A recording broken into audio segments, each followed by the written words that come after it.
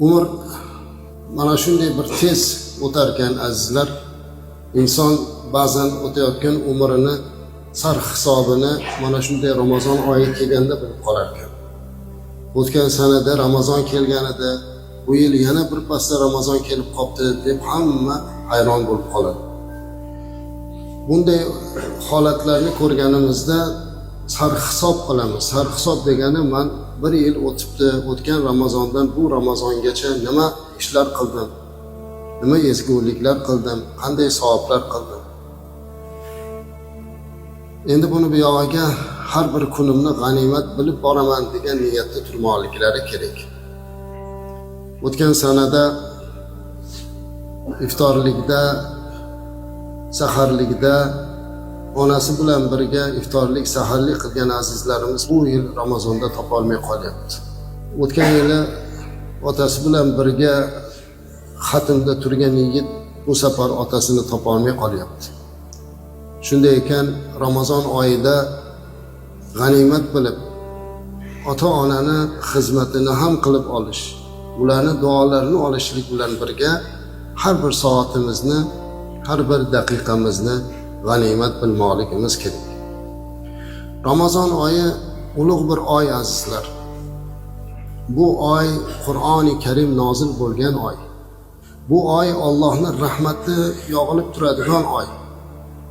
Bu oy jannat eshiklari ochilib, do'zax eshiklari berkiladigan, shayton kishanlanadigan oy azizlar. Alloh taolo nido qilib turadigan, mendan istig'for so'raydigan bormi? Istig'forini qabul qilay. Tavba qiladigani bormi? Tavbasini qabul qilay. Mendan hojatini so'raydigan bormi? Hojatini ravo qilay deb Alloh nido qiladi azizlar.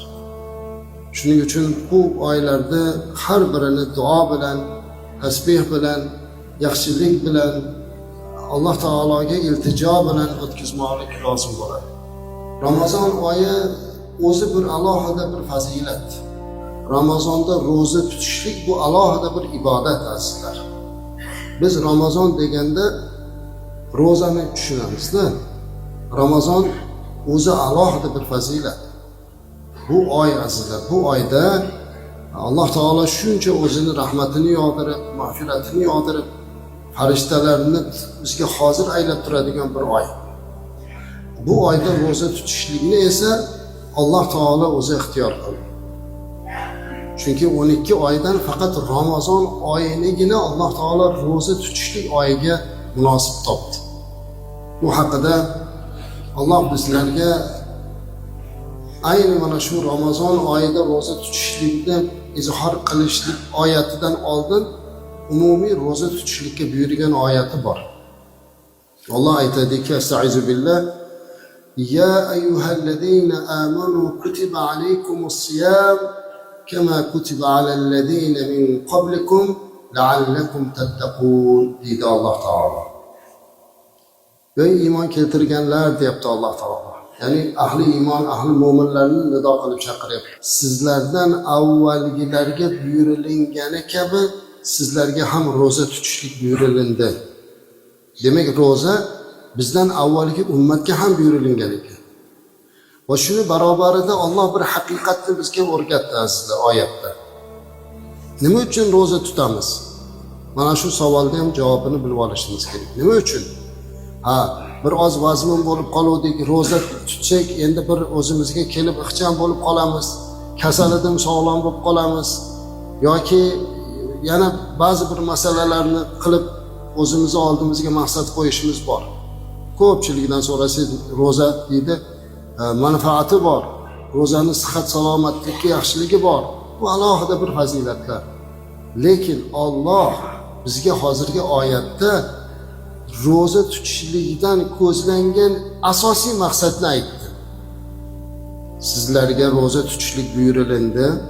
Sizlardan avvalgilarga buyurilgani kabi la'allakum tattaqun. Shoyatki taqvodor bo'lsalaringiz, shoyatki Allohdan qo'rqadigan bo'lsalaringiz.